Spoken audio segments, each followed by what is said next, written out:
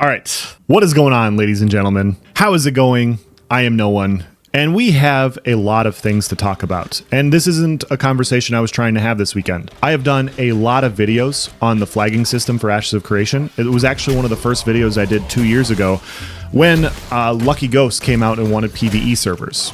I don't want to continue to have this conversation, but a big thing happened. Asmongold was PK'd at the starter zones.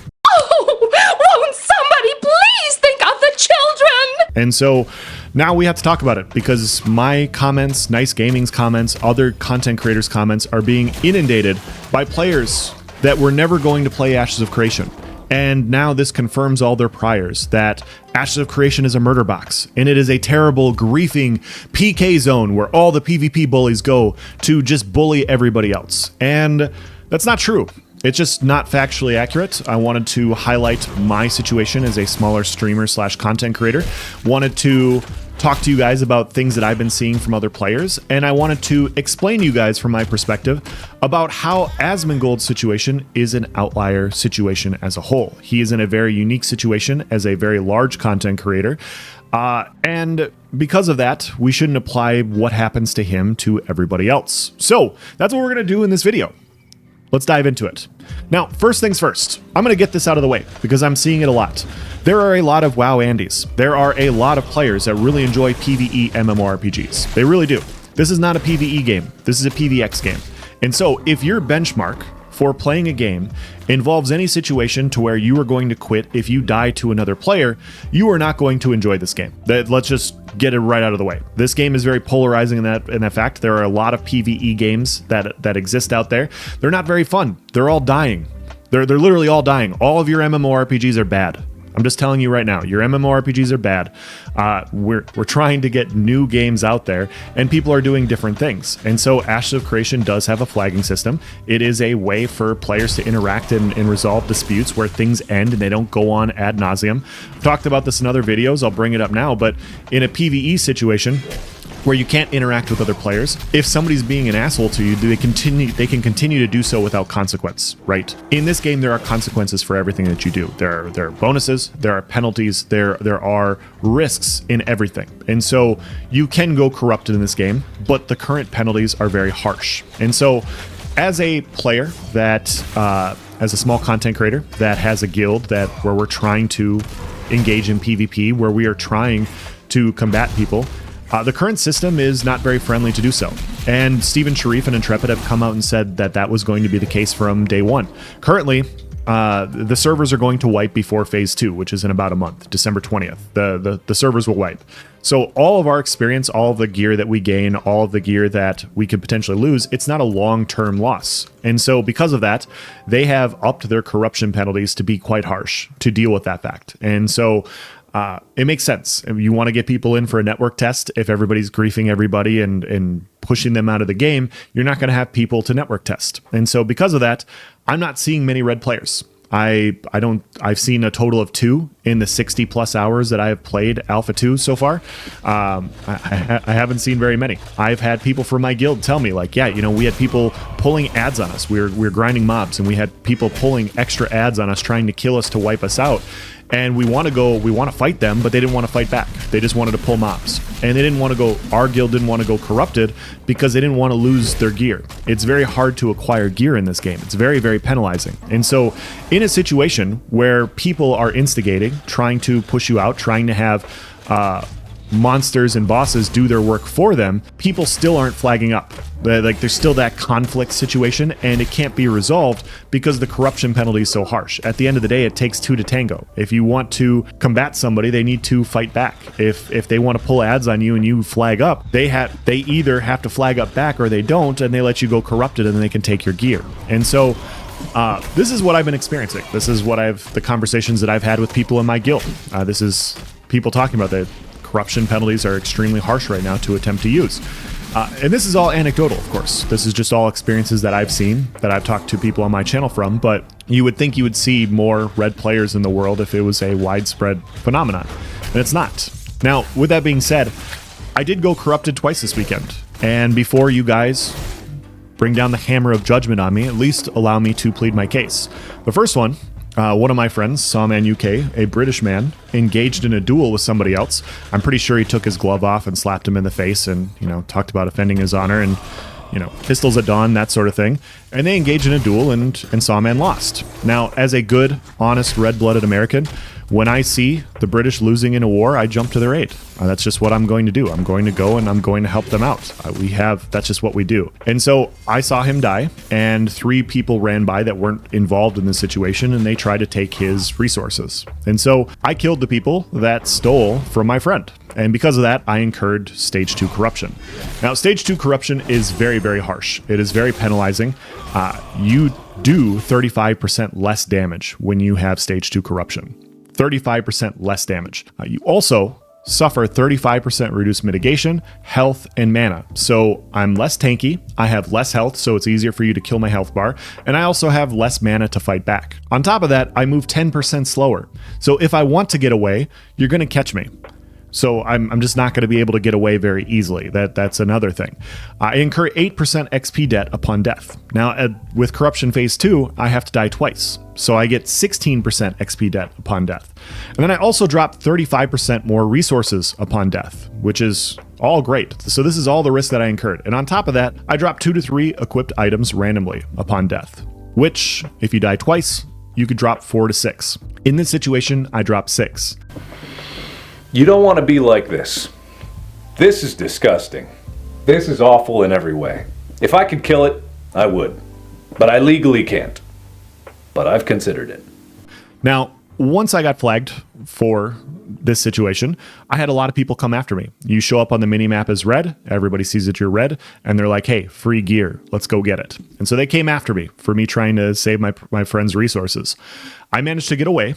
And we did use a loophole that currently exists where a guild member can kill you and they can pick up your gear and they can give it back to you. I still incurred the XP debt. I still had to spend hours grinding off the XP debt from saving these resources, but I didn't lose the gear. I didn't lose the gear, which could take 5, 10, 20 hours, depending on RNG to get back. And so I was very fortunate in this situation to not lose this stuff. But if I had known that I was going to incur Corruption Stage 2 in this situation, I would have left my friend's 50 glint where it was. I wouldn't have risked 3 pieces of gear or 6 pieces of gear in this situation for 50 glint. I just wanted to see, and then I saw. And I didn't want to do it anymore because this penalty is ridiculously harsh and it would have set my character back for an entire weekend to get the gear back and to get the XP back as a whole. Both of them would have taken me the entire weekend to get everything. And so I didn't want to do it again, but it happened again because I was grinding in a spot trying to get another guild member leveled. It was just 2 of us and 8 people showed up, 8 people from another guild. And they saw a situation and they go, hey, we have 8, you guys have 2, we're going to fight. And so 6 of them flagged up and they tried to push us out of the grind spot. Now, we liked PvP. We're a PvP guild, so we both flagged up. We fought back. Like, it's very rare occurrence that both sides want to flag up.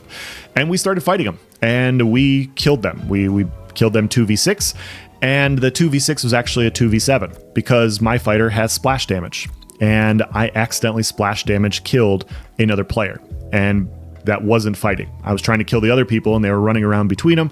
I killed another person on accident. I wasn't targeting them. I wasn't trying to. I just have big boy damage. That's just the way it is. And so I incurred corruption again. And so again, I had to get away from a group of players that outnumbered us.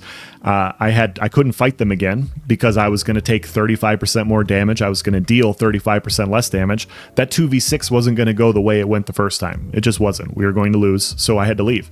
And I had to spend the next 20 to 30 minutes having somebody kill me, take my gear, give it back to me, those sorts of things, before we came back and we had more fights and we had more contested points. And so the current corruption score is untenable the way it is. It's just not useful. It's not a useful tool to resolve issues, to create that soft friction. It is barely used in the game. It is not something that I want to do. It is not something that some of my other friends that want to PK more than me want to do. Because of the harshness of the penalties. Now, this is all by design, of course. This is by design. Alpha 2 we're getting a server wipe here in about a month, and so there isn't an account-wide risk in this situation. And so players will be more inclined to PK in Alpha 2 Stage 1 than they would during Stage 2 or Stage 3 because your character will be more invested at that point. You don't want to risk things as you get further along down the road. Now, obviously, what I said with having a guild member kill me, that's a loophole. That's a loophole I would like to see fixed. Hopefully Intrepid looks at that and they look to fix and address that loophole that I was able to use to save my gear. I don't think that that's very fair. I don't think that's a good thing at all. But there is another loophole, and that loophole involves the starter zones. You see, we've had Alpha 2 for 3 weekends now, and through the first 2 weekends, there wasn't widespread griefing because of the corruption penalties. But when you have somebody of Asmongold's size, stop it. Get some help. Twitch size, as it were, where he has 30,000 to 60,000 people watching his channel, you're going to have good and bad actors. You're going to have people that want to help him, you're going to have people that want to do things, and you're going to have people that want to kill him. And the starter zone is a very unique situation to where it only takes 2 to 3 hours to get a decent amount of gear and a decent amount of levels to where you can go in there and dominate. It maybe takes 2 hours to do so. And so the risk of a character is quite low. Like having the corruption on a low-level character for the benefit of PKing a guy like Asmongold, I can see why some toxic shitters would want to do that. I can absolutely see that. But it wasn't a widespread situation. You see, there have been other big content creators that have been playing for the last 3 weekends. Esfond played opening weekend. Soda Poppin played. Thor from Pirate Software has been playing all 3 weekends. And they're not dealing with the same thing that Asmongold did. Although those guys are peers. They all have tens of thousands of viewers watching their channel, although they incur very similar situations where you have good actors and bad actors. Only Asmongold was really dealing with being PK'd in the starter zone in that way. And so when you look at it from a broad generality of players, most of us aren't dealing with this. I haven't been PK'd once. I haven't had somebody go corrupt on me once, or one of my guildmen or people in my group haven't gone corrupted on us. And so it is not saying that it doesn't happen. It's just it doesn't happen very often. It doesn't happen. I very rarely see red players going corrupted in the game. And so when you look at it from that perspective of the average player, corruption penalties are harsh. Everything's working as intended. Occasionally you will die in PvP. That's the way it goes in a PvX game. When you look at it from a larger content creator perspective, it's not a widespread issue among all the large content creators. It was isolated specifically to Asmongold in a situation on the 3rd weekend. Think about it. If you would have expected this to happen, you would have expected it to happen on the opening weekend. You would have expected people like Soda Poppin and people like Esfond and Pirate Software to get PK'd relentlessly from the starter zones 2 weekends ago. You would have expected that to happen. But it didn't happen until this weekend because, it was Asmongold. And so when you look at this situation, if it's working for the broad generality of players, if it's working for most big streamers, everything's great. It doesn't mean it's perfect, of course. Things can be better. But it means that overall, this is an isolated incident that isn't a widespread issue. Now, what did Intrepid do in this situation where there were people obviously trying to grief Asmongold? Which, like I said, this is not something I want to see. I don't want to see people getting PK'd out of the starter zones. This is not a useful tool. This is griefing. Well, Intrepid has said in the past, if you're bypassing our flagging system, if you are attempting to grief somebody and make their life miserable, you're violating our terms of service and you will get banned. And with that, let's swap over to PvP and griefing. And Stephen, if you would like to kind of preface this, I think before we start going deep into the PvP and griefing, let's kind of cover what the basics are, because I think everyone's definition of what griefing is different. So yes. Can you define to us what you mean by griefing when you're talking about it in context here? That is a good question. So first, I asked Margaret this week to include for our stream today a section to discuss PvP, risk versus reward, and griefing, right, in the live stream. And that's because there's been some healthy discussion within our community and within the MMORPG gaming community at large about what types of systems players have played in the past that our flagging system might draw inspiration from, what the role of that system played in combating griefing but allowing a sense of risk within the world, and then what is our objective by implementing, let's say, an open world flagging system. What I want to say about the recent topic of the open world flagging system and PvP and Ashes of Creation is that there's a very strong emphasis for how PvP and risk are represented within Ashes of Creation, in that it is meaningful, in that it has the ability to catalyze change within the world through both opt-in systems that are designated, timed, and more controlled, to elements in PvP that are more outside of your control. And I think that's where the concern really lies, is when PvP enters the realm of being outside of your control. Now, the reason I believe in player behavior that we have concerns about the ability for others outside of our control and consent to affect our gameplay is because oftentimes in games where that's the case, you run into a state of griefing. And it's often expressed that you can implement systems and rules in such a way where you curtail that level or frequency of griefing, right? But you can't completely eliminate it, that people will find a way. What we tried to do, or what I've tried to do, is take a system that I experienced in the past and refine it in such a way where the large portion of griefing that had the potential to occur in previous systems is mitigated even further. And when we think about griefing and we think about what is griefing, griefing isn't necessarily the realization of risk, right? Risk is a healthy thing. Risk makes us value reward. Without risk, we would not pursue certain achievements because anybody could achieve them. Risk makes us have a sense of thrill or have some sense of anxiety, right? And those are all emotional responses that get elicited when risk is present. So risk isn't a bad thing. We like risk. Risk is good not just in PvP, but in PvE as well. When you can't always predict the environment or encounter that you're a part of, a lot of elements that risk introduces that keep gameplay less stale, that keep it more dynamic, that introduce environments where the unexpected can occur. That is a good thing.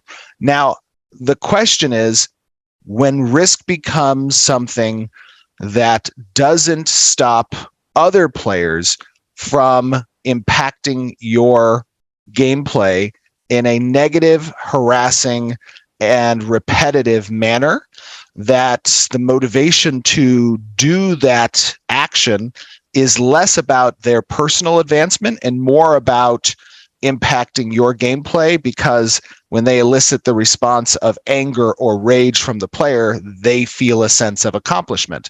That, in my opinion, is what griefing is. It is outside of the expectation of the gameplay behavior that's being communicated in the design philosophy, right? Mm-hmm. That is something that our system is intended to stop, but keeping risk still alive. And there's a fine line there, right? Yeah. Because you have to provide for the environment where player actions are unpredictable.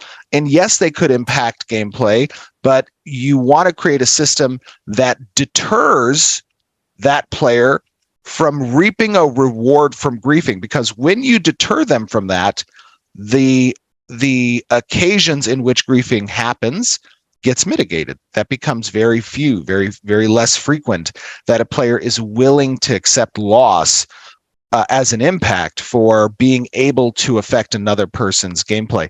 And the corruption system that's in Ashes of Creation, I believe, will stop that behavior to a significant degree, to the point where it is a very, very minor, if not at all, experience situation for many players, but the risk is still there, right? And that's something that requires testing. That's something that requires us in Alpha 2, in the betas, to see how we turn the dials of corruption, that the risk profile of corruption is high enough to reach the level of that deterrent, right? And that's something that we can't really opine on right now. Sometimes creators like to make very emphatic statements like, you will not like this system. This system will not be good for you. We don't know that yet, because what we are doing is we're innovating on the systems that have come before by enacting changes to that system which address the shortcomings of previous systems. And we have to play test that first. It is my expectation that this system will perform very well in keeping risk alive, but significantly curtailing or deterring the ability for players to grief, because we all agree that griefing isn't good. Griefing's not fun. That's not the intended game design. And for players who work outside of the system to overly grief and harass other players in a way that is just not intended game design, those are actionable events. Those are potentially CS actionable events, right? And what did Intrepid do? They banned 3 of the players that were griefing Asmongold. They went in there to have their 5 minutes of fame, and now their accounts are banned. And if they spent $250 or $120 or whatever they spent on it, that account's now gone. If they want to play again, they have to buy another account. They have to spend another $120 or $110 in order to do it again. And so if Asmongold plays again, he'll have 2, 3, 4 hours to get out of the starter zones. He'll get leveled up, and everybody will then have to deal with the corruption penalties like they normally do. And so he will automatically get past that little loophole that currently exists. Now, overall in this video, I want to be fair on it. Obviously, there are 2 very large loopholes, one of which I talked about was guild members getting your gear back. I want to see a fix for that. I don't know exactly how you would implement that sort of change. I think you could go about looking at it and say, hey, put a rule where if somebody in your guild is killing you, you don't drop that gear. You save that gear until you die to NPCs or you die to other players in other guilds. And so it's a random, like, you get screwed over later situation. It would prevent some of this stuff from happening even more so. And I think that's a loophole that needs to be fixed. The starter zone situation, if they want to put in a safe space and they want to basically say, hey, like, starter zones are going to be a unique area where you can't PK people here, I think it makes sense too. I'm not going to argue it. I would say that it is a small outlier, but this is not something I like to see. And so if people are PKing starter zones, I have no sympathy for these people. They should get banned. They should absolutely get banned for making other people attempting to play the game for the first time, making their life miserable. That's not how the game is meant to be played. Enjoy your ban. Enjoy spending another $120 or playing something else. I have no sympathy for those types of players. I have no sympathy for stream snipers. I think it is just low life, toxic, shitty behavior that has no place in a game like this. But there is a difference between that and PvP and PvX. There are 2 completely different things. No matter how many Care Bears want to say that it's the same thing, it is not. It is not. They're 2 completely different things. You can enjoy combat without being a griefer. You can enjoy PvP without punishing lobbies. You can do these sorts of things. And there's an entire game right here that has been created with this in mind. And so there are lots of people to fight. There are lots of people to kill and lots of fun to be had in a challenging world so far without going around and stream sniping players with 60,000 plus players. Now, that's my perspective. I think overall that the situation is more or less resolved. I think, like I said, Asmongold is an outlier in this situation, and it got fixed. You want to see a development team ban these bad actors. Now, he'll probably have more bad actors, but seeing the Intrepid development team go and ban these players is a good sign. It's a good sign for the longevity of the game. It doesn't take away from the core value of what the game is, which is PvX. And it tells people, like, yeah, you can kill Asmongold in this game and you can do this, but maybe don't PK him relentlessly and bypass some of the flagging system in the starter zone. And so overall, I think they handled it really well. I think handling this on a case-by-case basis was really smart by Intrepid, and things are working as designed. But for those of you guys that are concerned, that have come to my channel and said, hey, I'm not going to play this game because, there's nonstop griefing, that's not the case. You're not Asmongold.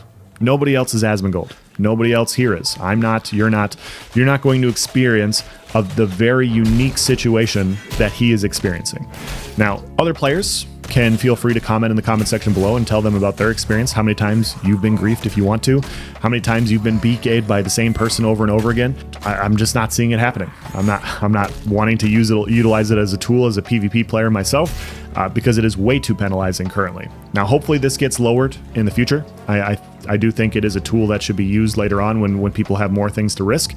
But right now in the current state, it makes sense. It makes sense for it to be this way. And even in the outlier situation, the developers took care of it and they banned the bad actors. And so I think that is a good system. I think not everything's going to be perfect unless you want to have a toggle on, toggle off PvP system, which, why you would willingly want to have another New World is beyond me. Why you would willingly want to go through a game that literally tried this and failed. I don't know why you would want to do that. I think the system is fine as is. It should stay as is and keep functioning this way. And hopefully the development team hears this and they can recognize that the players appreciate their efforts to ban these bad actors, and hopefully they keep at it. So yeah, that's my perspective. I'm gonna end this video here. If you guys have any questions or comments, please provide in the comment section below.